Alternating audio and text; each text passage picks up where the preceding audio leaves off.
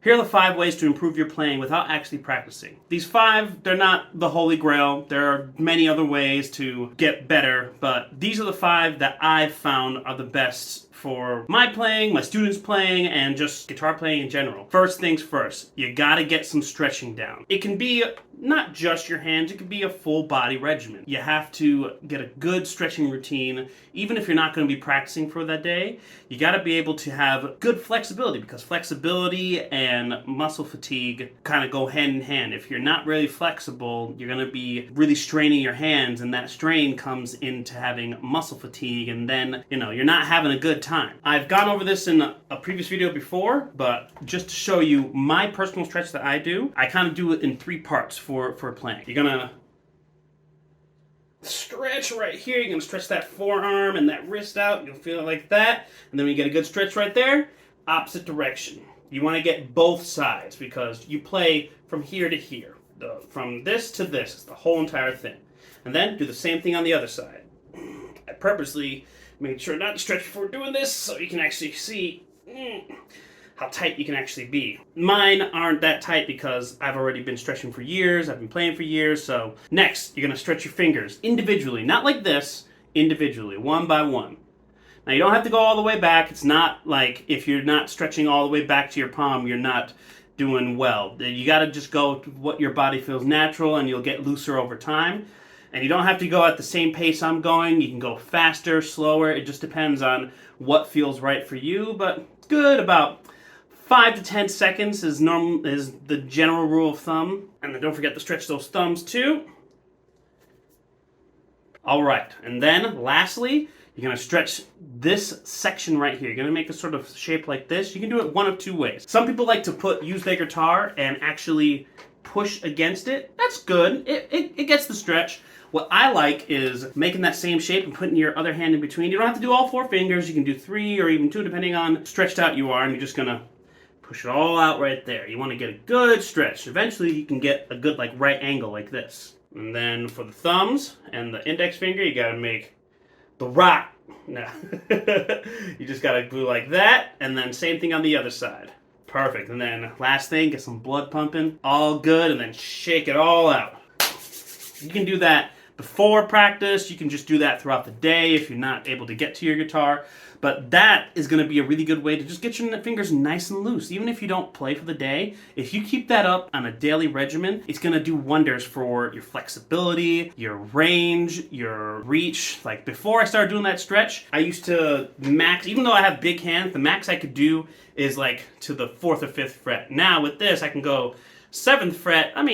Comfortably, actually. Pretty far stretch. Number 2 is going to be exercise. You gotta have a good exercise routine. It doesn't have to be anything fancy. It doesn't have to be weightlifting. It doesn't have to be anything. You just have to get active. At the very least, 30 minutes, 3 to 4 times a week, you will be absolutely perfect. Because the way that the exercise works is, it's not only you're gonna be feeling better, but it's gonna be a mental sort of way to get into it. With exercise, 30 minutes, 4 times a week, you can do it 4 days in a row, or you can sort of do a staggered amount. Doesn't matter, but you have to have some sort of exercise. Typically some cardio, maybe even some yoga, weightlifting, whatever you can. You want to be active, so that way it's going to make you able to have a sort of regimented way to look not only at your guitar playing, but your life in general. Having that set time is going to make it so that way you can always have a way to unwind and be out of the practice, because sometimes you'll get into a practice routine and it'll be hard, or you are not quite progressing as much as you wanted to. The reason why the exercise is so important is because when you're playing and you're feeling good, you're going to feel more confident, and that confidence is going to come through with your guitar playing. Now, I know probably a bunch of people have said that before, but it works. I always noticed that whenever I was working out, my guitar playing was better. I felt more energized, I felt more alert, I was stronger, I felt better, and I have chronic fatigue and chronic pain, so it's a little hard for me to do some things, especially working out or anything like that. But I find that if I go at my own pace and just focus, that is going to help and give me more payoff in the end, because exercising is just the best thing for your playing.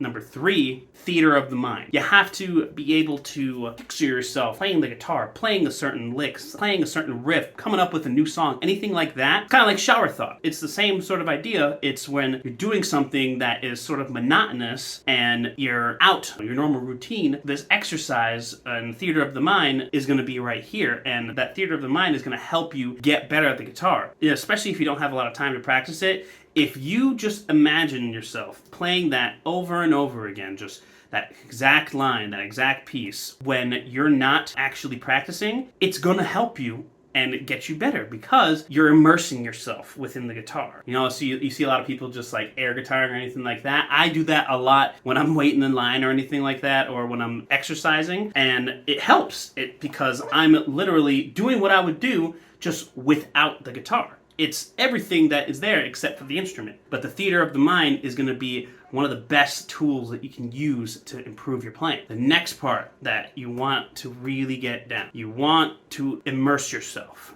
And that helps with the theater of the mind. Immersing yourself, making every sort of action that you do try and go back to guitar playing or whatever you're working on with your guitar playing. It's going to improve your playing because you have your stretching, you have your exercise, you have your theater of the mind. They all compound into each other, and this immersive experience is going to make it so that way you are always on it. Like whenever you have free time or anything like that, even if you don't have enough time to play or you don't even feel like practicing or anything like that, pop on a video of some of your favorite players or whatever you are actually working on, and that immersion is going to further compound into improving your playing because you'll see the greats, you'll see any favorites, you'll see any creators that do sort of guitar. You will see what they're doing. You'll see a lot of these different videos, different gear videos, different everything like that. If you are immersed in this world, just through osmosis, you will improve in playing. Even if you don't see it overnight, the more you do it, it's that compounding effect. You are going to get better. The last tip, number 5, is sort of bringing it all together. It's the only thing that actually has you with the guitar.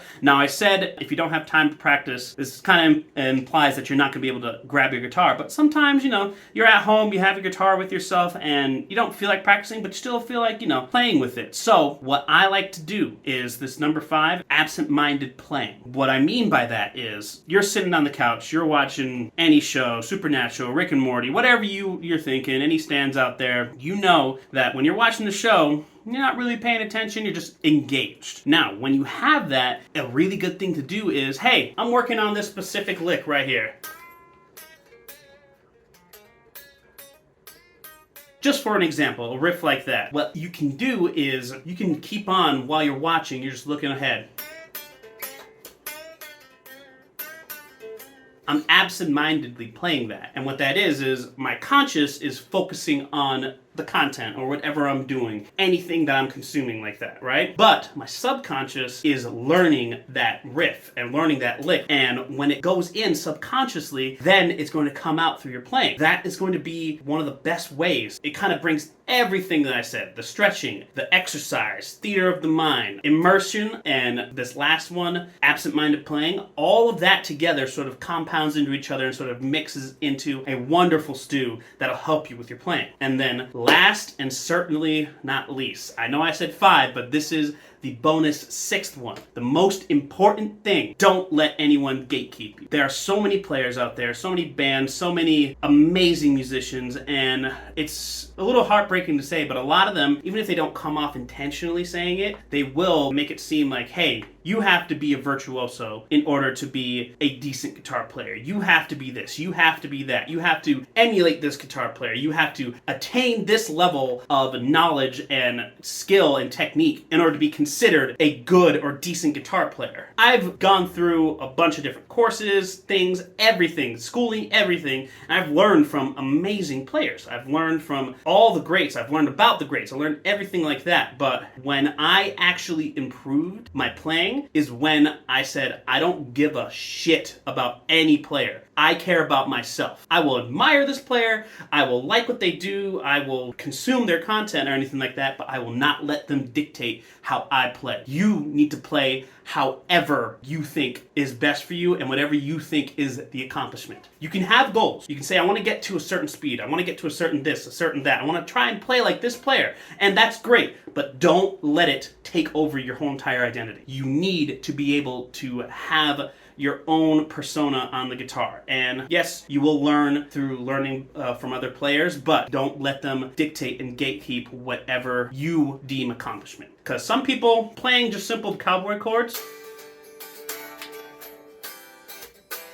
is a lifetime achievement, and no one should be able to put you down for that. Moral of the story is have fun on the guitar and just keep at it. Using these little techniques are little small ways for you to get better at the guitar, and especially, so, we're all busy and we all have lives and there's so many different things happening. This is a way to help improve your guitar playing that can sort of go with your life rather than against it. Thanks for tuning in.